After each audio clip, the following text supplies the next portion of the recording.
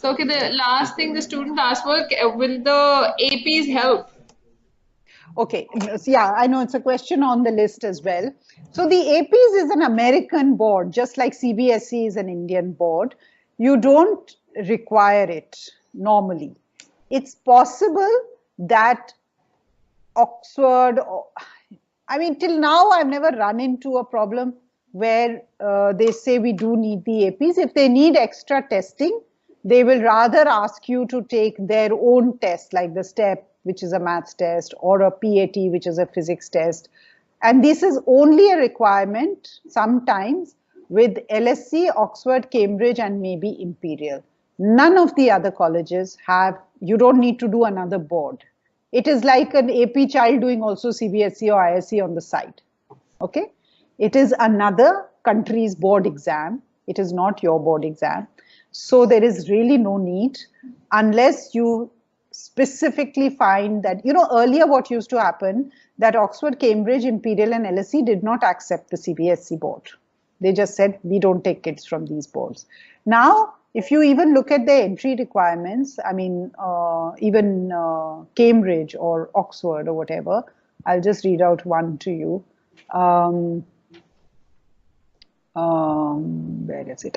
Imperial College, for example, they very clearly said ICSE, CBSE,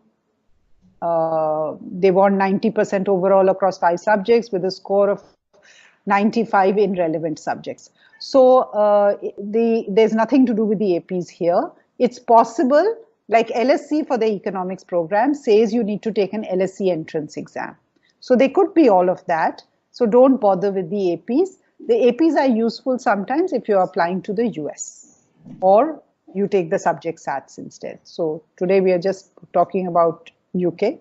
So no UK requirement for APs at all. It's an American thing. It has no meaning for the UK. Yeah. Should we go on to the next question? Yes, please. Yeah. So which all tests are required for application to engineering is the next question. So a lot of these top universities have extra testing. So for example, Cambridge needs the STEP test. It's a maths exam for the engineering program. Imperial, on the other hand, doesn't have a test requirement, but there are courses in which if you apply for pure physics, they may ask you to take the PAT.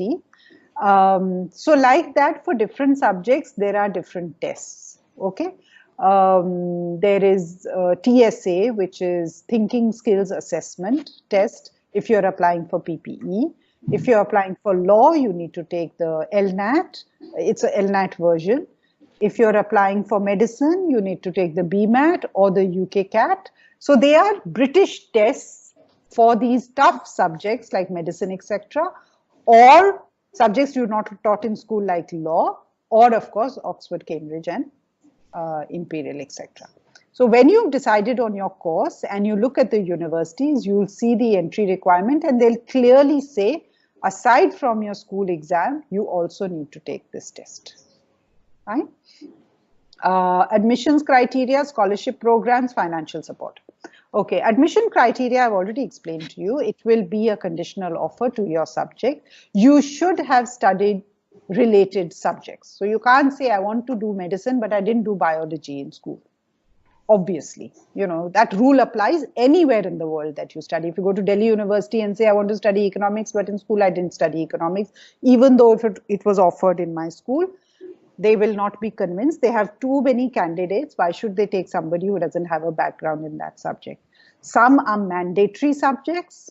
You have to study maths to study economics. You have to study biology and chemistry to study medicine. They are mandatory. Then there are some which are recommended. So if you're studying law, they recommend you should have studied history. They recommend you should have studied political science. If you're studying art, you want to go to design school, it's recommended that you have done art in school. If you've not done art in school, you have to have done it outside and had a portfolio or something to show that you are actually genuinely passionate about this subject. And you've not just woken up one fine day and said, my best friend is studying this, so let me also study it. Okay? So that is the admissions criteria, predominantly subject and grades. Obviously, if you've done something related to your subject, whether it's extracurricular activity, you're going to study engineering, you're part of the robotics group in school, it always helps. Okay, you're going to study theater and you are set design in school, very good. You're going to study economics, you're part of, or politics, you're part of the debating society, very good. So all these are just advantages that you have, and you become a better candidate. Remember, like in any, we may sit here and think, oh, but my parents are paying so much money, they should just take me. No, they have too many students applying. They can pick and choose how they want to. So if you want to stand out, you need to have a little bit extra than every other kid in the world. So those are always an advantage. They will, like maybe you do an internship, which has, you worked in the Maruti car company and now you want to do mechanical engineering. Very good, you've shown them your interest area. So that is there. But if you're studying engineering and you're a piano player, yes, it's very good. You learned discipline, you learned how to organize your time management is good, you practice so much. But on the strength of your piano, you can't get into the engineering program. It's a plus point, yes, definitely. So this is not to say please don't have any extracurricular activities. But if your grades are poor, you don't have the percentage they want, they are not going to say, but he's a brilliant piano player, let's still take him, So in the UK, that is very important. You may be sports captain, but you're not going there to study sports. You're going there to study economics or history or geography. If you are going to study sports management, then it may help that you were sports captain of your school. So in terms of admissions criteria, one are grades and the subjects you've taken. Secondly, the recommendations your teachers write. If she writes that, he is just a nerd who does nothing and doesn't help his students and is rude in class and his attendance is poor, then surely you're not going to get accepted. And they ask the recommenders about things like attendance, peer relationship with peers, participation in class, how much do you participate? All this is important, okay? So keep all this up. It may not be directly connected to your application, but it comes out in different areas. In terms of scholarship programs and financial support, there is very little in the UK. The scholarships are reserved for postgrad students. So the INLACs or the Chevening or the Rhodes, they are all postgraduate scholarships. There are very few undergrad scholarships. You may get, if you're really brilliant and you're going to an average university, they may give you a bursary of £5,000 or £2,000, but nothing very substantial. So do keep that in mind, that have this discussion with your parents before you apply, because it's unlikely that you will get any financial, and you are not needy, you don't come from very poor families, you live in Sharjah and go to an international school. It's unlikely that you're considered so poor that you have to be helped, even in the US, okay? So there could be some university scholarships. So, there could be a small international, like I said, £2,000, £3,000. Of course, if they think, you don't have to apply for it. If they think you're bright enough and they really want you to come there, they'll offer it to you. Okay? Nothing more than, that is available. Okay, I think this AP question is the next one. Writing the AP of any advantage? No. So we can from that. Prerequisites for the application. I've already sort of explained the prerequisite. Your subject choice should be right. Your extracurriculars or your work experience should be conducive to what you're going to study. So build that, because you need to have something to write about also. How can you show your interest beyond choosing? So say, for example, you want to go to study physics. Yes, you're studying physics in school, but so is half your class. How do you stand out? What have you done to convince them that you love physics more than these other children who are applying for engineering?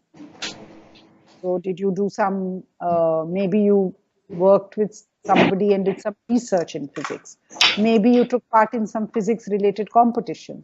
Maybe you've done an online course to further your knowledge in physics. Maybe there is a physics club in school where you inspired them to start it and now you're a participant in it. Maybe you write some physics articles for you have a blog, Physics Made Easy or Physics for Dummies for little children. Something to show them that beyond school subject that you did to make yourself stand out. Yeah. So that is, it's not a prerequisite, but it's a plus. Let me put it like that. It's a plus. It makes you, your best friend is also studying physics in class. He is also going for physics program. So how are you and he different? What if they have to choose one out of the two? Then the one that can show the passion is the one that they choose. Yeah. So that is what I mean by it's not a prerequisite, but it's a plus. Okay. Okay. Then is it possible to do ACCA during graduation? Okay. So some universities offer a lot of courses that many of them will, you would have, when you go to university and do an accounting and finance program, that's the kind of program you'll do if you want a ACCA qualification. By the time you complete the degree, that has a lot of finance content in it, you will be exempt from quite a few to a maximum of 9 of the ACCA qualification exams. And you may be left just with the strategic professional exam to complete and then focus on the practical training. Okay, so it depends on the program you're applying to. How many of the relevant courses of ACCA does that program have? And then that will decide, but you will not get a full ACCA accreditation that the minute you leave school, you're a chartered accountant. You still will have to complete some professional exams and of course the practical experience before you get the ACCA qualification. Okay. So yes, just to repeat, there will be some equivalent exams, but they may be applied skills and applied knowledge exams that you have to take after you've completed it. If you look at Lancaster University, for example, I think that may be an interesting example. Now they say we are accredited, this is the accounting and finance program, we are accredited by British accountancy bodies. This degree provides graduates with exemptions from many core professional examinations. So it isn't that you are now an accountant. It even includes the Institute of Chartered Accountants in England and Wales, which is the ICAEW exam, which means that on graduation, you will be further along in the chartered accountancy route than many other kids who have not done it. Okay. So just to clarify, you don't come out as an accountant, but you're almost there. You need to do some exams and then hopefully you're sorted. Yeah. Any question on the ACCA? Any worry? Since it's a specific question. Christ College provides BCom plus ACCA. So what's the difference between doing ACCA in India and doing ACCA in UK? Okay, so one of course is that with an Indian ACCA you can't work in the UK. Secondly, every country has their own accreditation. So I mean, it's quite nice if you can study in India and get the ACCA. Remember, even accountancy in India, do you know the success rate of people clearing their CA is 2%.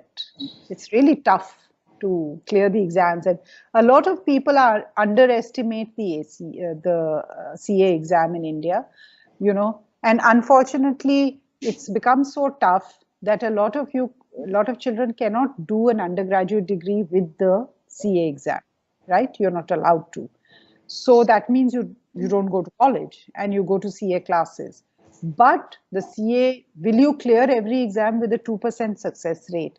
So I think it's really unfair. I think the Indian CA exam needs to relook at itself. because you can't make it so difficult that only 2% clear the exams. That's a ridiculous graduation rate. So very often children take years and years to clear their exams. Of course, there are very bright children who do it in one go. But I personally think it's easier to do a CA abroad than it is in India. It's so difficult. It's so low, the acceptance rate. It's also a little boring because you don't go to university. You're going to some CA classes in, some South Delhi marketplace, which is really sad. But I think you're right. CA classes should now be incorporated with university and make it much more, there should be a higher success rate. They're making it impossible, and there'll be no CAs left in the world the way things are going, because it's so difficult to clear this exam. Yeah. Okay. What are the requirements for a scholarship to Leeds? Why specifically Leeds? Somebody really likes this university here. Any case, you can have a look at the scholarship page. It requires some Google search. You have to be very good at your grades to get any scholarship, not only the Leeds scholarship. Nothing in particular I have to say about this. Leeds is not one of the top 20 or 30 universities in the UK. So I don't know why there's that kind of interest by this child in Leeds. It's a very average university. They tend to attract students. I think the entry requirement in India is as low as 75%. So if you have a 95% and still decide to go to Leeds, they probably will give you some scholarship. Are there any external exams that I need to take for my application to the UK? Again, repeat question. I've already discussed all the external exams with you. Whichever university you decide to apply to, if you look at their entry requirements, the testing is very clearly given there. Do you need to take the STEP? Do you need to take the SAT? But there are many universities, and these are all Oxford, Cambridge, LSE, Imperial. That's it. Maybe Warwick. Warwick has a STEP for maths and has the law test for law, a few other courses. But by and large, most courses and most universities don't have any extra entrance exams. But however, you need to all take the IELTS. That English language test, a lot of you will have to take, and that is more for visa purposes than for your English speaking abilities. They know you've studied in an English medium school. They know that your good English is there, but they're just double checking on that. And so keep in mind, either the IELTS or the TOEFL, you need to take somewhere in grade 12. Okay? Otherwise, you'll have to take it later whenever you're ready to go. You just have to take it. It's a mandatory requirement. Okay? Scope of computer science in UK. The scope is work. I didn't understand the question. Is it in terms of a job? What Yes. do you mean by scope? Yes. Yeah. So, the issue with jobs is that it is more related to getting the visa and getting somebody to sponsor your visa. Computer science is a valuable subject. Obviously, there are a lot of jobs in this area, more probably in the developing world they are, because they've outsourced a lot of work to developing countries, but still they are. The problem really is, do you find a company that will sponsor your visa work? Okay. If you do, you get a job with an IBM, UK version of IBM, then they will sponsor and do it. But it's really up to chance. It's not an answer I can give you, and that's true for any subject. Tomorrow, I mean, if you were to ask me if I do accounting and finance, will I get a job in a bank? It depends on the bank wants you enough to sponsor your visa or not. There are a lot of jobs in consulting, in tech consulting, where computer science background is good. There are a lot of jobs in banking. So there are jobs, teaching, so many areas that have jobs. But the challenge in the UK and the US and all these developed countries, especially in these circumstances with Trump on one side and Brexit on the other, is will you find a job that will sponsor your visa? Okay. So you may get a job as a techie in a startup. but they may not have the resources, the legal resources to uh, sponsor your visa. So, but things may change, and maybe with all the EU people out of UK, maybe they just want all of us Indians to come there. We don't know. So this is how it is today. Okay. Good universities to pursue computer science. It's a very popular subject. Everybody from Oxford, Cambridge, Imperial, Warwick, Bath, Bristol, St. Andrews, all, all have very good computer science departments. Okay. Deciding factors of admission other than school scores and IELTS. I've already told you what is it that you've done extra. Okay, so that has value for them, and they want to see that you have done something before. They also decide based on your recommendation and your personal statement. Both these things are very important. If your personal statement is vague and not clear to them, then even if you have the grades, they may feel he doesn't really know what he's talking about. She's written this whole essay about biological psychology, and we don't even offer biological. We offer cognitive, you know. So all these things can bias them, and maybe they don't make you an offer. So make sure that your personal statement is a stellar personal statement. At least that shouldn't pull you down. Yeah, you don't have any control over the recommendation that the teachers are writing. Your grades are what they are. You worked hard, you have them on the table now. When you apply, there's only that much you can do.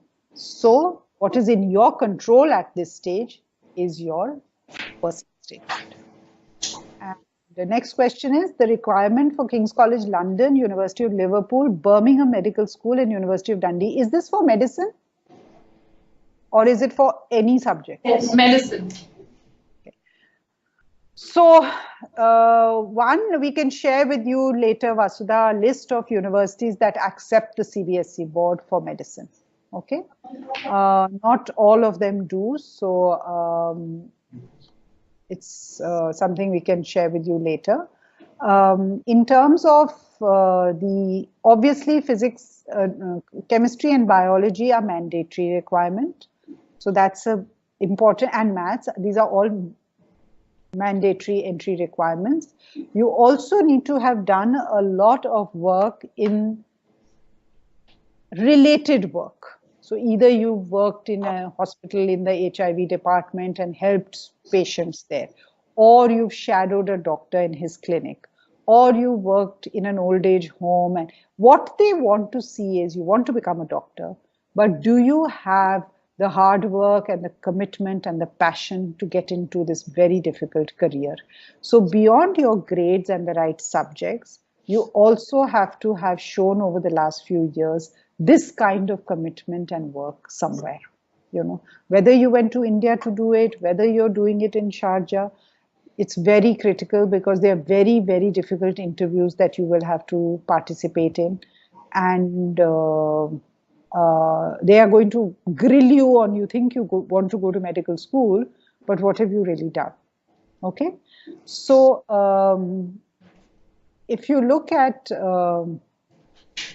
the medicine entry requirements, they will have your grades, then the personal statement, then the admission test. There's the BMAT or the UCAT. One of the two are applicable. Then there are multiple mini interviews at the university. Then there is a panel interview. And then finally, an offer is made. The offer is conditional, like with everything else, that you need to get this and that. So you'll only get to this point if your UK CAT and your BMAT or your BMAT score is good enough. They weigh the school grades, the CAT or the testing, UK CAT or the BMAT, as well as all the extra things you've done together to make you an offer. Okay. Now for medicine, what you need to remember is that even though it's more expensive than regular study, nobody is actually paying for medical school. It is always in every country subsidized by the government.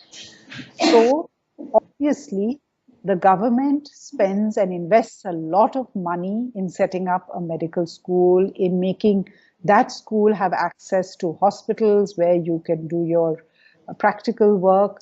You will have bodies that you are allowed to dissect or cut open. You will have patients to meet. So they want to be 10,000% sure that you're committed to this line of work. And they also want you, obviously, to complete your course. So you have to not only have the brains, but you also need to have the passion, the hard work, and the commitment to finish a medical degree. So they take very few international students. And if you look at the data for every place, even the interview versus who they take, like for every 25 people interviewed, they take one person, you know. So it's pretty tough, and all this information is on the net, all the universities. Anybody who's asking me this question, it's right there. Just type in medical school Dundee and you will get the entry requirements and everything else. We will tell you now what has happened in India. There's a new ruling, and I should quickly read that out to you. 1 minute. That to be able to come back and work in India, you need to have also taken the NEET exam. So you can't just take off and do a medical degree in Russia and then never return to do this. So every Indian student wishing to study in another country would need to do the NEET, and you need to, this is the most recent statement from the Medical Council of India, the MCA. So please do some homework on this and the NEET requirement, so that you're able to return to India to practice medicine. Okay, it may not be a requirement in Sharjah. You can study in UK and come back to Sharjah. I don't know their local rules, but in India now, I think there were too many people going to Kazakhstan and Russia and here and there and doing medicine and then coming back and practicing. So they have made this a requirement. Okay. So that is that. Any other questions, children? Because my questions on this list have run out. Anything? If I do, so will I get an exemption in Indian CA papers? Yeah. Sorry? No, repeat yourself.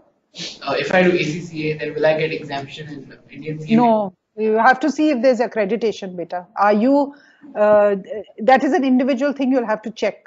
That if you've gone to X university, their exemptions, are they valid here? I don't think they are, to be honest. I don't think so. Because what you're studying in a university there is very different from the CA program in India. So it's unlikely. Those exemptions are for you to get a ACCA degree in the UK. It has nothing to do with India, you know. And even if you look at law, you can study law abroad, but you have to come and clear the Bar Council in India. So, you know, obviously everybody wants that their academic institutions should be preserved. Okay. Any other question? Yeah. If you're under 18, could you still apply to medical universities in the UK? Yeah, if you're under 18 and you're not yet 18 by the time you go, you will have to have a local guardian in the UK until you turn 18. It's not a big deal. You're probably 17 and a half or something. Or are you very young? I was born in 2003, so I'm 16 right now. So you'll be 17 when you go to college in September, October of next year? Yes. Yeah, 17 by February next year. So 17. Okay, then that's fine. She sent. 17 and a half. So for that 6 months, you'll need a local guardian there. Just anybody who your parents know will say that I'm the local guardian. You'll have some issues with opening both my children were not 18 when they went to university in the UK. So we just had to ensure that till they turned 18, we had a local guardian, and they couldn't, the accommodation contract couldn't be in their name, it was in our name. So it's not a big deal. There's a way around it. So don't worry about it too much.